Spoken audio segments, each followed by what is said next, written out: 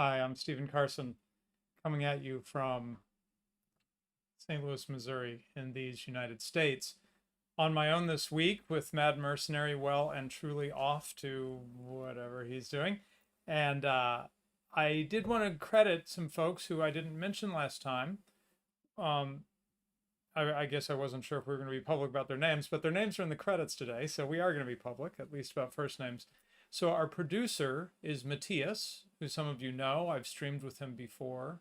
Um, and how do you explain what the producer is doing? Anyway, he's doing a lot. He's brought a lot of direction to this whole rebranding of the show and setting it on a new exciting path. And he arranged our graphic designer, and that's Andrew, who has done the great work on the thumbnails, on the new logo, on the introductory movie that you just saw, et cetera, et cetera. That's all coming from Andrew with the guidance of Matt Mercenary, myself, and Matthias. So anyway, that's the team that put all this together. Wanted to make sure this week to credit them by name, and many thanks to all of them. It's really exciting. So Mad Mercenary is off. I'm alone this week with Econ Minis, but that's because we do have a co-host joining for the next episode, and I wanted to roll him out properly with an episode that really will let him shine. So we are gonna next week be doing the topic Southern Reconstruction. That is, we're going to continue the story really that we started with the Lincoln Lie, where we understood, we looked into the whole career of Lincoln that no one talks about. What was he doing for all those years between being in a log cabin and becoming president? Well, we talked about that and where he was really coming from, and his motivations for invading the southern states, which had seceded, which was their right, and become a separate confederation. We explain why he did what he did. And so next week, we'll continue the story. Lincoln, of course, was assassinated at the end of the war between the states, but his philosophy, boy, did it live on to brutal, brutal results as felt in the plains and of the United States, of America, and in the South after the war. So that's what we'll be talking about next week. That'll be our big topic next week. This week, though, is Econ Minis, and that's a time when we look at some generally more current events kind of stuff, but certainly rather than one big topic, a mix of a number of different things. And don't want to be boring, but got to keep on talking about inflation, I'm afraid, because if we're going to talk about current events in terms of economics, that is what's going on. So let's see if I got this right here. All right. This is, I had to start with this howler from the Washington Post. Prices rose 5.4% in June compared to last year. That's not good. As inflation pressures reflect a revved up economy. Revved up. Yeah. We love that inflation. Joel Pollack has a great comment. Love how the media are spinning inflation as a wonderful sign of economic progress under Biden. Craziness. Okay, speaking of inflation, there is a way that inflation manifests, and I thought this thread was just marvelous. It's actually almost a month old, but I just saw it, had to share it with you. And he talks about something called shrinkflation. Now, I've known about this in theory, that there's various ways that price inflation can manifest. It can manifest in prices. That's how we're used to thinking about it. But it can also manifest in a change in the product, right? That is, you've got the top line and the bottom line. You can charge a higher price as the money becomes more worthless, right? Or you can reduce your costs. Well, how do you reduce your costs? You literally shrink the product. Now, there's various ways to do that. The most obvious is to literally shrink it. So here's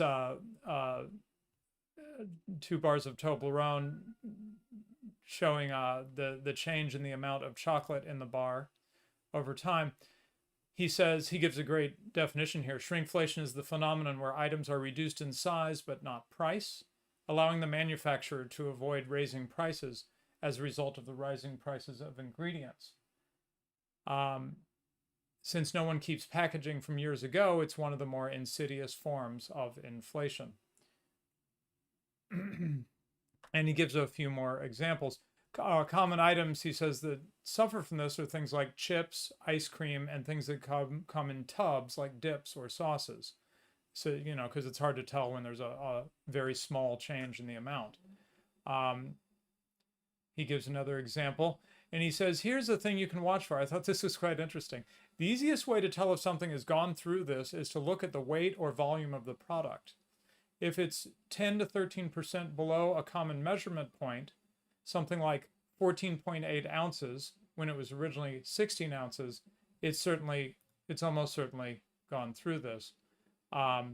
So I can't tell what the original Mars bar here is, but it's got a 52 grams for the smaller, more modern size.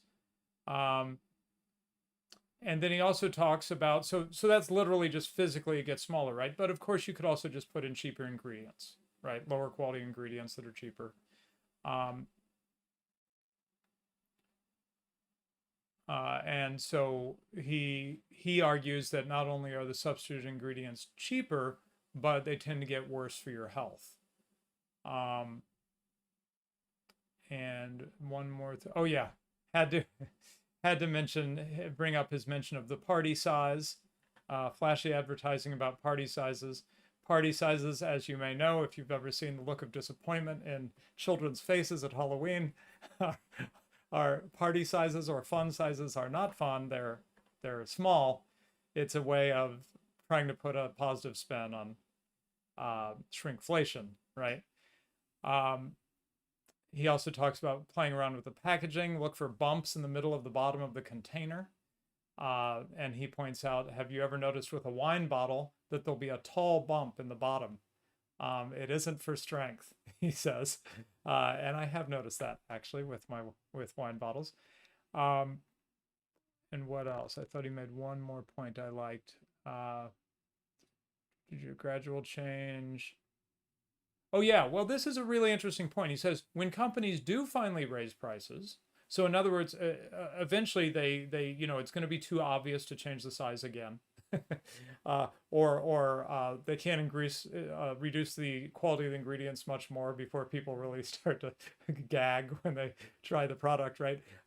So eventually they run out of rope on shrinkflation, and they, if the money inflation continues and it starts coming out in price inflation of one form or another, they're going to have to actually raise the prices. And he points out, once they do that, now you're paying more for less, right? So if you lose the 15% of the product 1 year, then they raise the cost 15% 2 years later, your total price per weight has gone up 34.5% or something like that, right? And then finally someone shares this. This is how much they hate you.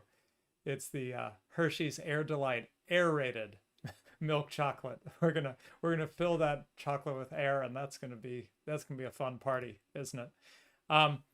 Okay, so that's one way that inflation can manifest. A few other things on inflation. I thought Patrick Newman, rising young star at the Mises Institute. I will have to try to get him on the show. He's got a book coming out I'm really excited about. Eventually, and once it's out, that is going to be a wonderful fit for the show, and I hope to get him on to talk about it. Has to do with plundering, a theme. Anyway, but I thought he did a great job with this. He says, inflation strikes again. This is just from 2 days ago. He wrote this. Inflation strikes again, increasing by 0.9% in June against a 0.5% prediction. The CPI is on track to raise 10% from April 2021 to 2022. Printing money leads to higher prices. And then he adapts the great power level 9000 meme, and let's see if it plays nicely for you. There's the Fed, and they're saying, Vegeta, what does the scouter say about the inflation rate? It's over 9%. What? 9%? So I thought that was well done. All right, let's see. Daniel Lacal. Right. He says, United States, big rise in inflation in the first month without base effect. Almost all items rising fast, with shelter, energy, used vehicles, and utilities as most concerning.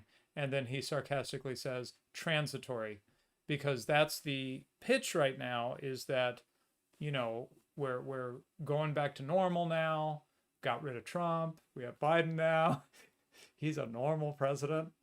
Wink, wink. Um, and you know, we're lifting restrictions. The vaccine is saving the world, and everything's going to go back to great.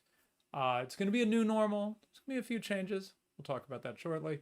But you know, we're kind of back to Fresh Prince, as Academic Agent charmingly puts it. And therefore, any inflation you're seeing is a little, well, just a little bump adjustment in the road, transitory. Some of my Austrian economist friends are not so sure about that. If we bring up these prices that he highlighted, here we go. Energy prices, particularly high. And then, whoa, look at this. Seasonally adjusted changes from preceding month. Or this is a 12-month change here. Used cars, 45% up since June of 2020. I have not been paying attention to the used car market, thankfully. I'm not looking for a vehicle right now because it seems like a really bad time to need to pick up a car, a used car, I suppose. And then also we see some bumps in transportation costs as well. So, you know, we started watching this a while back, started seeing early signs of it coming out in certain sectors. And now we're seeing it come out more and more. And most noticeably, as Austrian theory of the business cycle would predict, it starts with, you could say, producer prices, right? Raw materials, lumber and steel, things like that, right? And then it works its way toward us, the consumer, the regular Joe consumer, and we start seeing it in something like used cars, right? Things that we might want to buy. I don't know if I've mentioned this name before. Gene Epstein, just got the pleasure of meeting him at a Mises event right before the whole COVID thing hit, and I'd heard about him for years. Great guy. Hosts something called the Soho Forum, where he has these great debates. And then he wrote for, I'm sorry, I forget which one. He wrote for a financial publication for many years. Did book reviews, I believe, in particular. But again, on this transitory thing, can this really be transitory? As of June, the 6-month annualized increase in the Consumer Price Index ran 7.29%. That's the blue line. I'll blow this up in a moment for you. A spike not seen since 1981, and that's the red line. That's the level that, the red line is the level it was in 1981. So here we are halfway into 2021, and Consumer Price Index is up more than it has been in 40 years. So, and it seems to be, at least from this graph, it's still going up. So it's not like it's necessarily stopped at that point, right? But it's reached that level last stats we have. So that could be a problem. Okay, so then, as the title of the episode promises, we are going to talk about the latest scheme of our wonderful ruling elite, globalist ruling elite. But as usual, I'm going to sort of end with that. And I thought I would pick up one article from the Mises Institute that is related to, is about inflation, but it isn't so much about current events. But I think it helps us think about something that's important. So he's bringing us back to the Great Depression, where Keynes in 1936 published the General Theory of Employment, Interest, and Money. And it made a big splash. and seemed to be a good justification or rationalization for some things that some governments wanted to do anyway. And people argued that Keynes was misunderstood and all that, and that's easy to argue because his writing was imprecise, shall we say. So easy to argue all kinds of interpretations of what he wrote. Keynes did not have the conceptual clarity that I've become accustomed to in reading in Austrian economics. Some people who are very empirically minded find Austrian economics confusing, Austrian economic theory, I should say.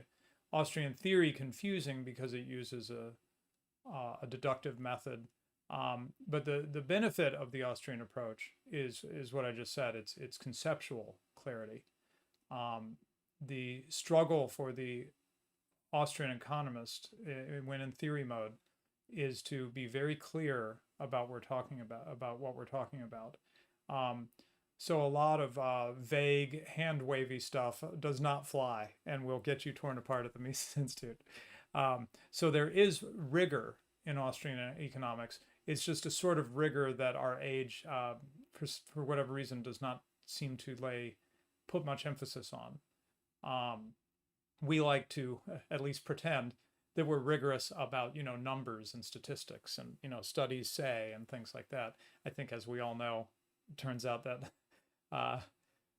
that hasn't been quite as good as we promised. The science says kind of stuff, right?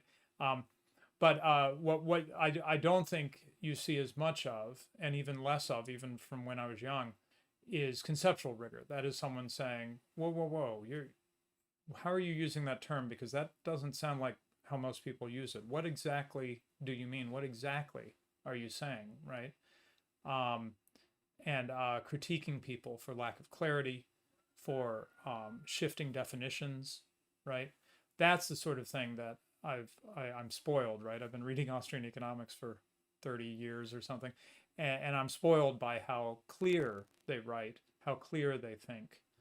And Keynes was not like that. Anyway, having gotten out of that rabbit hole, Keynes said inflation fixed the problems of sticky wages. He was wrong. This is by Robert Blumen from just a week ago. So the situation in the Great Depression was that, as you may know, in the US and UK, for example, there was a lot of unemployment. And just because there's a recession does not necessarily mean there's unemployment, right? It could mean that there's, or not long, I'm sorry, I should be careful, long-term unemployment. There could be short-term unemployment, transitory, right? That is, some businesses collapse as a result of the crash, and they lay workers off, and those workers now have to accept jobs, possibly at lower wages, right, than they had before the whole economy tanked. But that doesn't mean there's unemployment. The wage rate might go down. That, sure enough. In fact, we kind of would have expected in a bust after a bubble, like the Roaring '20s had become a bubble, right? The wages might go down, but there's no particular reason that people have to be out of a job. That's a little bit odd for it to go on for quite a while. And I believe, if I'm remembering correctly, in the United States, unemployment would hit levels like 25%. So like a quarter of, at that time, probably a lot of men, right, family men who wanted to be working, couldn't seem to get a job. And that points to bigger problems. So in the UK context in particular, and this is what this article is focused on, the concern was that it had become difficult to get wages to adjust downwards to the new conditions after the bust, right, after the economic bust. And so one reason why that happened is because of labor union deals. They'd fought hard for these certain nominal wages, a certain dollar amount that meant something during the boom. Now there'd been an economic crash, and that dollar amount was, not really realistic anymore, right? But it was sticky in the sense that it was hard to change those contracts employers did not want to go through a whole fight with the labor unions, which, got violent many times back then. And so sometimes rather than the wages adjusting to the new reality, they would just stay high and people just wouldn't get work. That is, if you had a job, you might be doing okay. But if you didn't have a job, it would be hard to get a job because employers just didn't want to hire it at these expanded rates. So,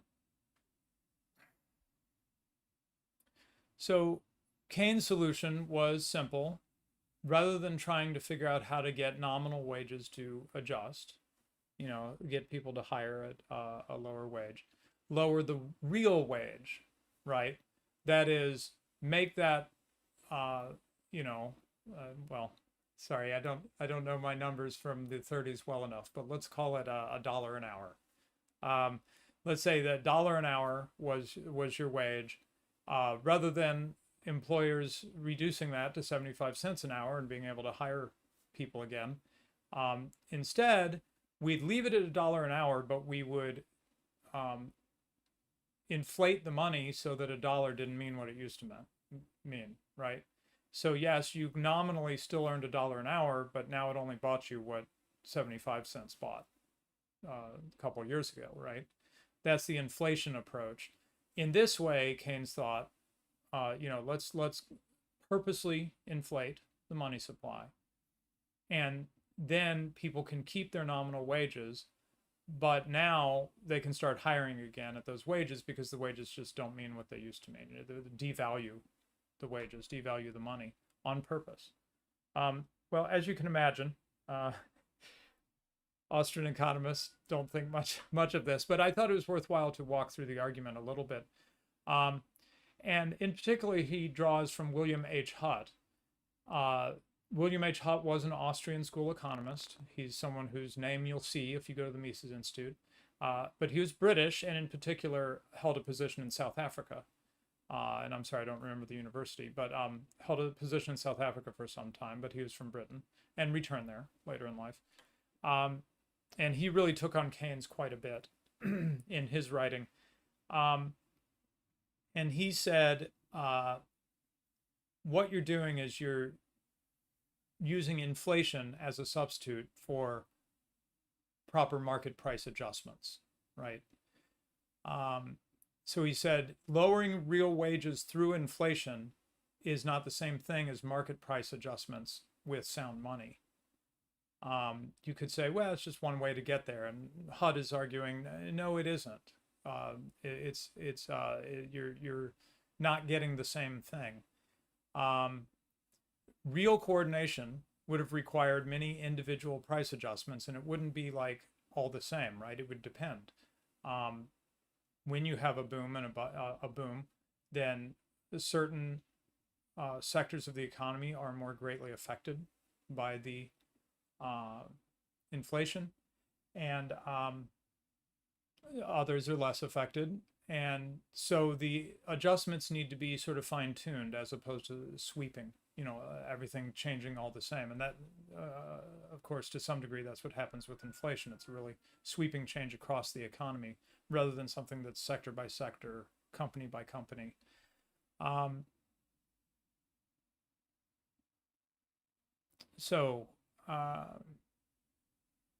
Right. So Hutt pointed to the unions, labor unions, as a problem. And it's funny that even after doing the show for a while now, I realize I don't know that I've ever talked about labor unions, maybe once. But it's a tricky subject because you need some subtlety here, because no Austrian or libertarian necessarily has any problem with people forming an association, whether they happen to work together or live in a neighborhood together or whatever. In fact, I would say most that I know, certainly myself, greatly would encourage private associations of all sorts. But labor unions got into a special situation legally. I don't know as much about the UK situation, but in the US, they actually got into a privileged position where basically they could use violence and the state would not hold them to account for it. So, not a license to kill, maybe, sometimes it was, but a license to, to beat, intimidate, and so forth. Well, that's not that's not a natural. You're not going to have a proper negotiation when one side has a license to be violent and the other side doesn't, right? And so HUD and others like Hayek focused on the labor unions and the problem they presented. And he said what they were doing was ultimately they were trying to extract a benefit for the members of the labor union. And who did that cost? It came at the expense of the non-unionized part of the workforce. So the consumers lost out because of the higher prices or diminished supply produced by the more expensive workforce, right? More expensive than the free market would have had. And if they succeed, it drives up costs and prices in their industry, and it forces the rest of the system to adjust to that. So it would literally result in, while the members of the labor union are getting these unnaturally high wages, others are just out of a job, right? So it's not one of those policies. It's not one of those mechanisms.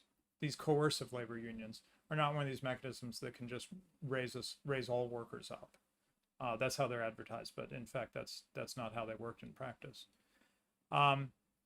So inflation is not a good substitute for multiple entrepreneurial actions, each one changing a few specific prices. Instead, compared to price adjustments, inflation is a blunt instrument.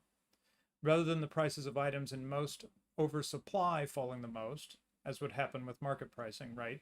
You've got some sector of the economy that's really still in a bubble, basically, letting that really adjust on its separately from what was happening. Instead, under inflation, the least obstructed prices will rise the most. So it doesn't quite get you what you want. Furthermore,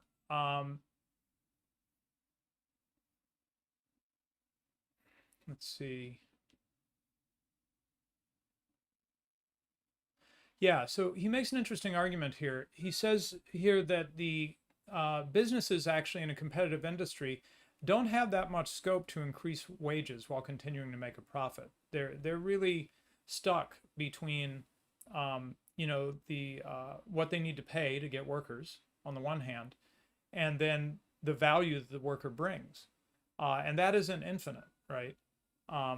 This is so much easier for those who have run a business, and they know that beyond a certain price, it just doesn't pay to hire somebody.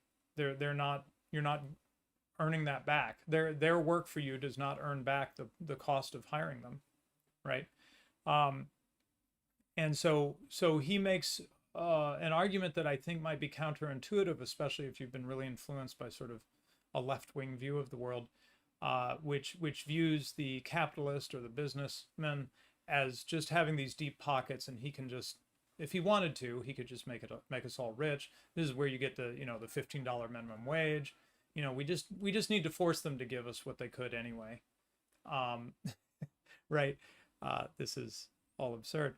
But in fact, HUD says the employer really is in a narrow, has factors working against him on both sides, and his ability to pay people is really within a fairly narrow band. And if he tries to go too crazy, paying everybody a lot, he just goes out of business. He starts making losses, right? So HUD blamed the labor unions for the other side of this, not the employer side, but the worker side. They created a political backstop that reinforced the ability of the unemployed to hold out for unreasonable wages. And by unreasonable, he meant more than the entrepreneur would offer based on the value brought to the business, right? Under general depression, selling prices all around are lower, and therefore labor is worth less than in good times. So you had the prices that people were willing to pay for products going down in the Depression, say, while the labor prices were being held up through um, effectively the state, indirectly, is how it was working. One other factor here is that this inflation solution only works when nobody sees it coming, because once they see it coming, the idea is we're going to basically kind of trick everybody. Yes, you still are being paid what you used to be paid, but inflation has made it not as valuable as it used to be. Well, people figure that out, right? You get wage indexing, cost of living adjustments, and that's the end of that game, right? And then finally, inflation fails to address the true problem. HUD argues there is no easy solution. A state of discoordination needs coordination. And that's what the boom produces.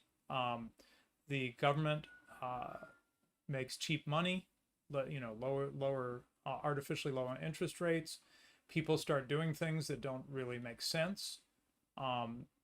What our real resources are is not lined up with how we're trying to use them. Eventually, this comes to an end because you literally run into physical constraints, right? Consumers want it and producers want it, and there's not enough of it. And eventually, it becomes apparent, and you have the crash. And so he says the real problem is policies that prevent the price system from being flexible. Inflation is a dangerous policy, HUD said, which weakened market pressures to the basic adjustments needed, which were open labor markets and flexible pricing. It constitutes the buying off of antisocial price behavior. And then governments became increasingly addicted to increasing doses of ever and ever less effective rounds of inflation. And I think we're seeing that now, right? I don't think we were in like a time where they weren't inflating when the COVID stuff hit last year, but they met it with more inflation, right?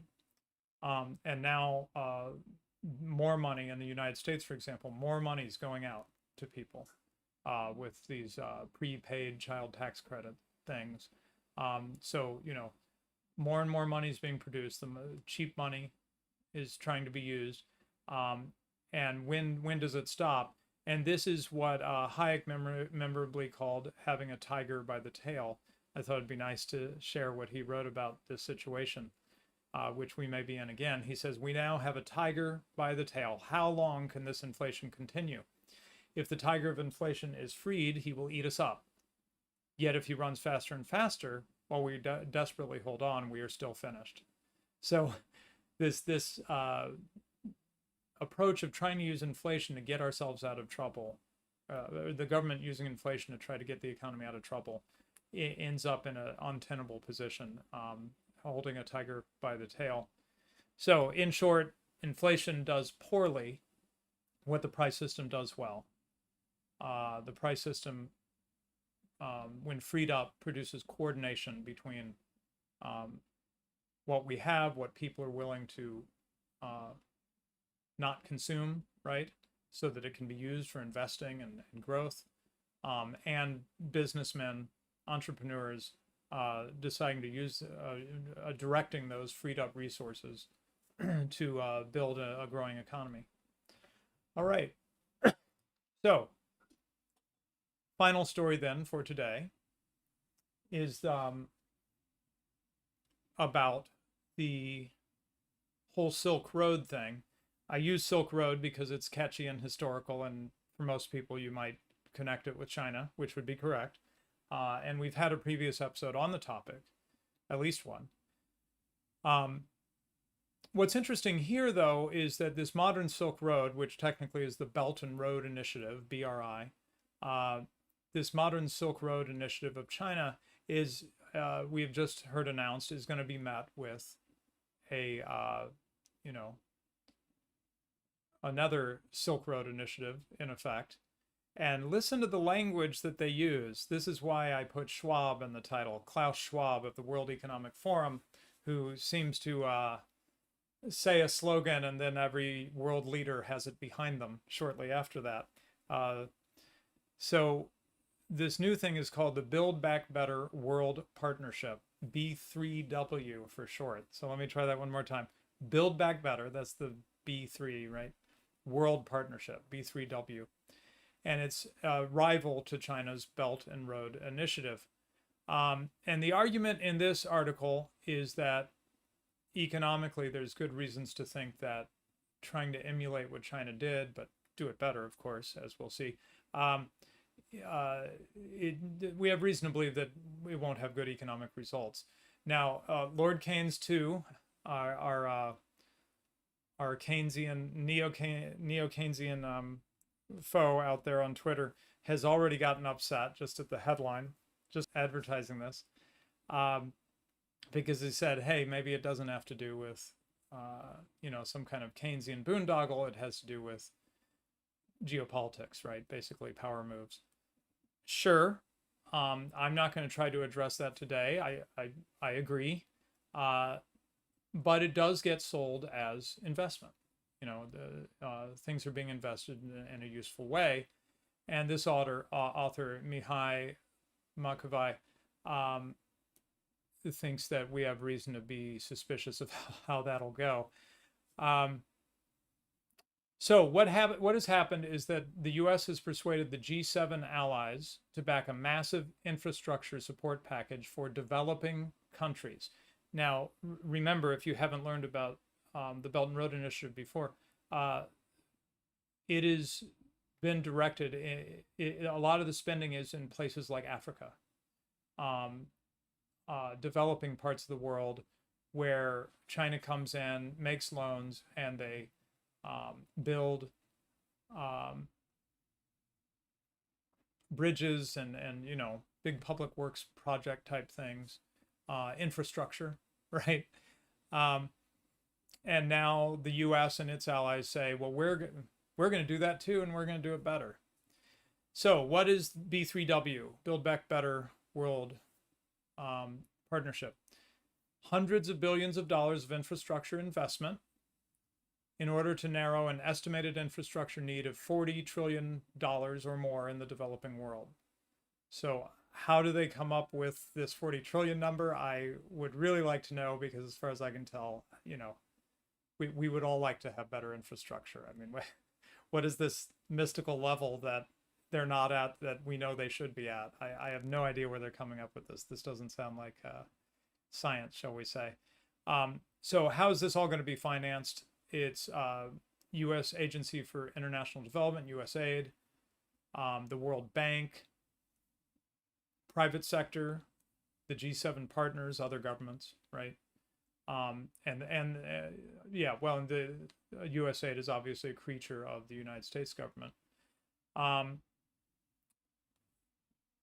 So they don't want to just do what China's doing, of course, with China's Silk Road. They want to do it better. So how is it going to be better? The B3W aims at having more geographical coverage, a wider focus, we'll explain what that means in a moment, and better project governance and standards. So, China's thinking too small. It's not working in enough areas, investing in enough sectors or areas. And they're not going to do it to the sort of the level of quality that, the Western-led initiative will be. So the Belt and Road Initiative itself, briefly, there's two aspects to it. The Silk Road Economic Belt, which is land, linking China with Asia, Russia, and Europe, and the Maritime Silk Road, connecting the coast by sea with Asia, the South Pacific, Africa, and Europe. The Western challenger here aims at being global, so that's not enough. It sounds like almost most of the globe to me, but anyway, I guess Antarctica is part of B3W. I don't know. Anyway, so the Western challenger is going to cover even more territory than China's shooting for with its infrastructure projects. The Chinese initiative has a lot of the traditional infrastructure projects, at least initially: highways, railroads, ports, power plants. But B3W is going to build back better and invest also, in addition to all of that, climate, health, digital technology. I don't know how much we've emphasized it, but the climate stuff, green, green investment and green rebuilding and all this stuff it's just all over the political talk about where we should be spending money and stuff like that. It's fashionable, I think it's fair to say. So the B3W advertises itself as a values-driven, high-standard, and transparent infrastructure partnership led by major democracies. And I know that some of the folks in my audience hear that, especially the led by major democracies, and think, yeah, that's exactly something we don't need. But anyway, so what he's doing in the article here is he's looking at how it's gone, because the Belt and Road Initiative isn't so new by now. It's been going on for some years. So it was announced in 2013. We're heading, we're at what, 8 years in. So we've actually already seen some of the effects of the Belt and Road Initiative, China's new Silk Road. The fears of the West were that they had geostrategic ambitions to bring the smaller partners in the Belt and Road Initiative into the sphere of influence of China. Sure, probably. And it was also claimed that China was doing a trick. Now, the West would never do this, right? Debt trap diplomacy in order to take over key strategic assets such as electric grids and ports, where the latter, the ports, could be used for military purposes. So, China comes along, hey, let's build your country up, and then soon enough, the CCP owns your ports and your electric grids, and is using it to take over the world or whatever. Well, much of this criticism was exaggerated, our author says. For one thing, many countries have signed on to it, 140, 18 from the EU. So many governments find the deal beneficial for whatever reason. China has made $190 billion worth of investments and $390 billion in construction work financed by Chinese loans from 2014 to 2018. But overseas asset seizures have rarely occurred. So China makes these loans. These third world countries probably don't pay them back in some cases, one imagines. And China's not really going off and seizing everybody's infrastructure. And the ports that have been built are designed for commercial and almost impossible to employ for military purposes. They have been getting political influence through the Belt and Road Initiative. They're now perceived as the most influential economic actor in Southeast Asia and Africa. And they've widened their focus. They've added telecommunications, digital technology, financial technology, and they've have an overarching goal of building a free trade and investment area to accelerate economic growth for all partner countries. So I guess they're encouraging free trade between all these countries.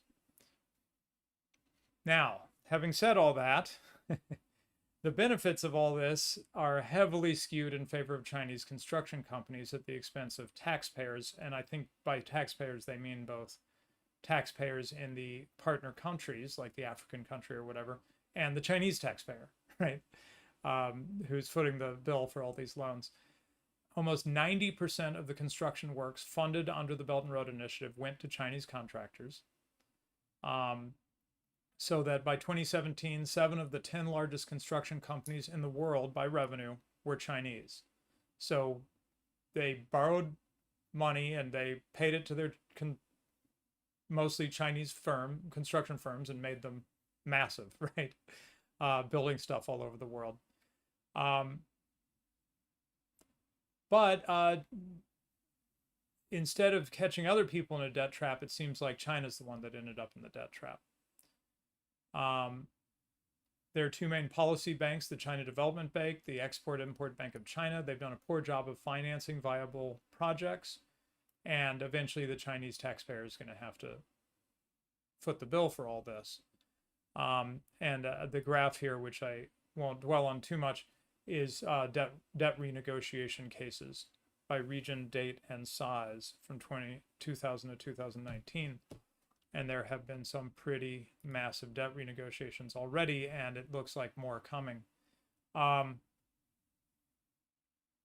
so from 2013 to 2017, the Belt and Road Initiative looked pretty exciting. It's growing fast. Contracts were getting signed, loans were starting to build here all over the place, right? Africa and Asia and so forth.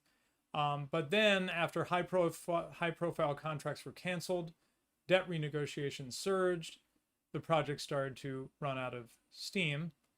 And domestically, people in China started to ask why the Chinese people, still relatively poor. I mean, we know that China's gone through just dramatic changes since Deng Xiaoping took over in 1978. Dramatic and what I would say very positive changes overall. But still, it's more the coast, the parts that we foreigners tend to visit, where a lot of that has happened. And there's plenty of the hinterland in China that is still pretty poor. And so people in China are like, hey, we're still developing ourselves. Why do we have to subsidize unprofitable investment overseas, right?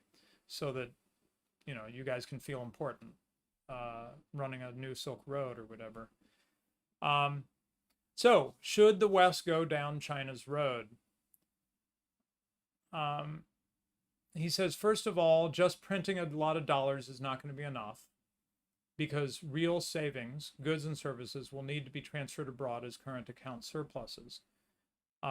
Japan has done this before.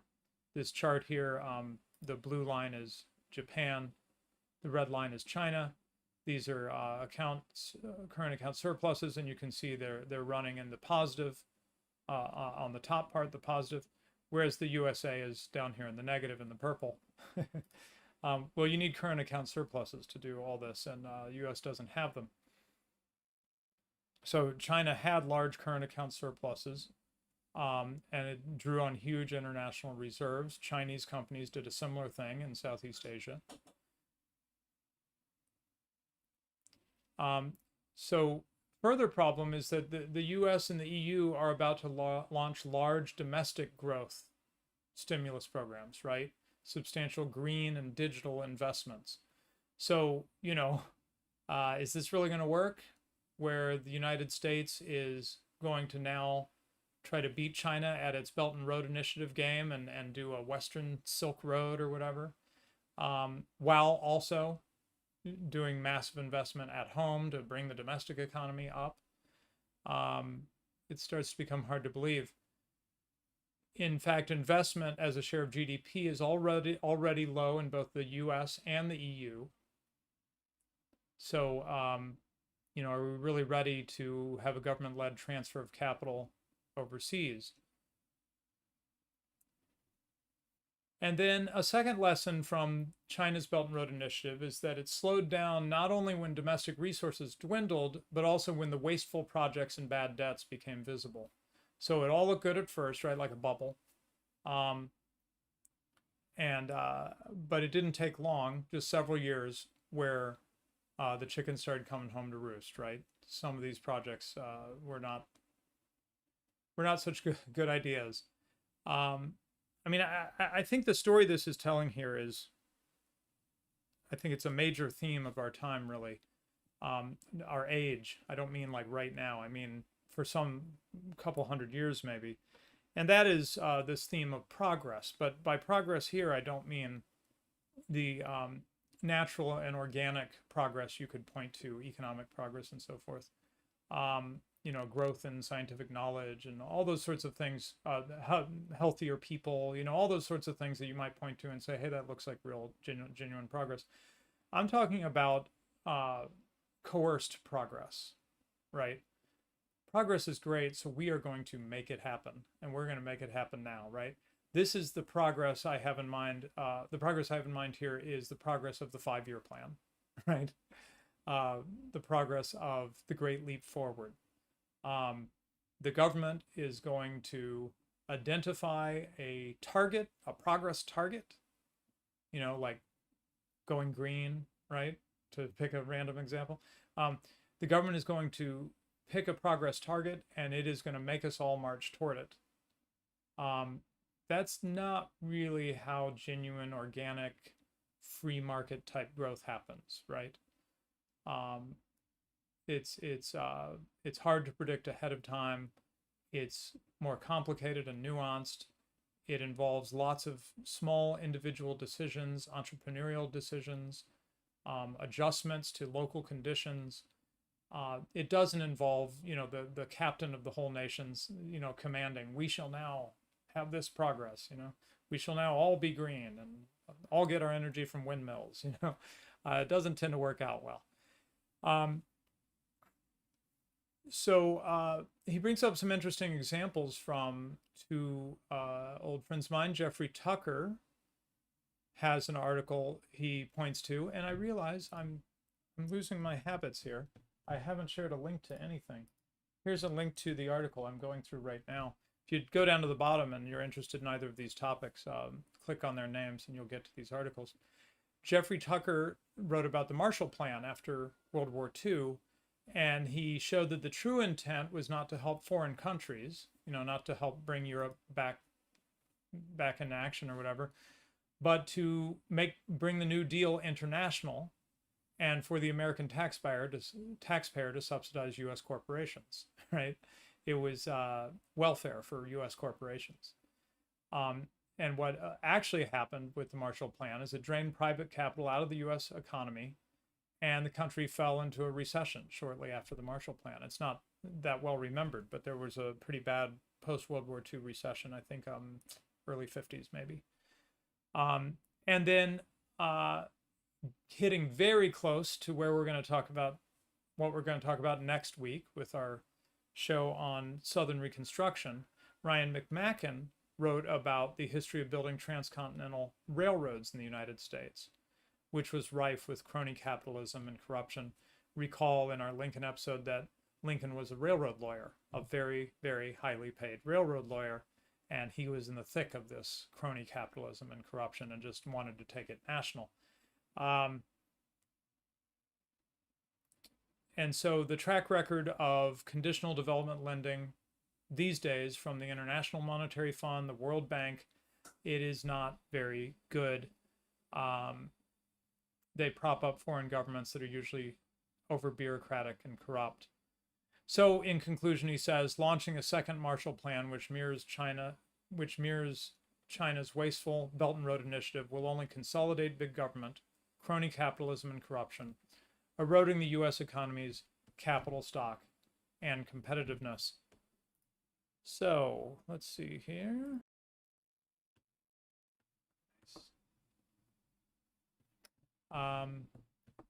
Get the right window in front of me. Just want to respond to any super chats or tips over at Subscribestar. We are going to start acknowledging our Subscribestar subscribers. So our great supporters, please watch out for that in the credits today. Go to the right place in Subscribestar. Sorry, there we go. Okay. Yep, that's last week. And then let's see if we have any sorry. Super chats. All right. Well, just two things. Let's see here. Chris Primer says, I watched a fascinating video yesterday by George Gammon covering the problems in the reverse repo market, which we've discussed a bit. And then Hussein Badakchani sends a newbie sticker. Well, welcome, Hussein. I guess you're the newbie, I'm assuming. Welcome to the channel. I hope you enjoy it. Okay, so for once, I'm going to have an econ minis that is short, and just wanted to mention again that next week we'll have a guest who some of us have known, but I think we'll get to know him in a new way next week. That's very exciting, to talk about Southern Reconstruction, which is, it was amazing to me thinking about it, preparing for this, how much the World Economic Forum, Build Back Better, now this new Western Silk Road Initiative, it is so in line with what we were talking about in regards to Lincoln and the beginning of the true origins of the war between the states and the United States. and then what happened after the war between the states, which we'll talk about next week. There is a theme here, and I think it's a very important theme, and the theme is plunder. To not to put too fine a point on it. All right. Well, thank you, and look forward to a big show with you all next week.